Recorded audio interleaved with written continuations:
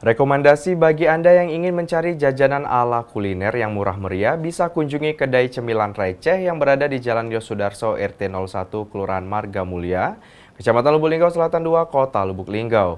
Di sini menyediakan berbagai jajanan dimulai dari harga Rp1.000 saja. Cemilan receh, salah satu kedai yang menyediakan jajanan ala kuliner serba seribu. Kedai ini beralamat di Jalan Yosudarso, Kelurahan Margamulya, Kecamatan Selatan 2, Kota Lubuk Linggau, tepatnya di depan dealer Honda.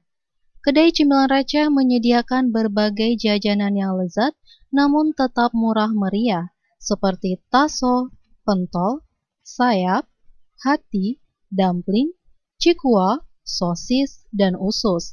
Dimulai harga Rp1.000 sampai Rp5.000 saja. Kalian dapat menikmati jajanan tersebut baik dengan cara dibakar atau digoreng. Selain itu, di Cemilan Receh juga menawarkan aneka jajanan tersebut dengan varian mentah saja untuk pembeli sebagai bahan pembuat seblak.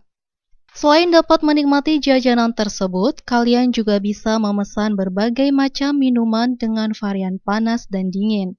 Uniknya, di kedai ini menyediakan open delivery untuk area terjangkau sekitar Margamulya dan bebas ongkir. Owner kedai cemilan receh Rizky mengatakan, kedainya buka mulai dari pukul 4 sore hingga pukul 12 malam. Di sini juga menyediakan tempat, khususnya setiap malam minggu akan disediakan berupa duduk lesehan. Jam berapa? Tutup jam berapa, Kak? Oh, kita bukanya dari jam 4, tutupnya sampai jam 12 malam. Kalau malam minggu biasanya kita gelar tikar agar biar orang leluasa duduknya. Ini karena hari-hari biasa kita nggak sediakan tikar, mana juga ini musim hujan. Kalau musim kering mungkin kita sediakan tikar. Oke. Kembali dirinya menyampaikan, harapan kedepannya lebih baik lagi dan rencananya akan menyediakan berbagai macam menu mie. Pedagang cemilan receh ini mampu meraup omset hingga Rp200.000 per malamnya. Untuk harapan kedepannya sih lebih baik sih. Kita rencana di sini Cemilan Receh akan buka Indomie gitu. Insya Allah mungkin pertengahan puasa nanti kita akan buka Indomie.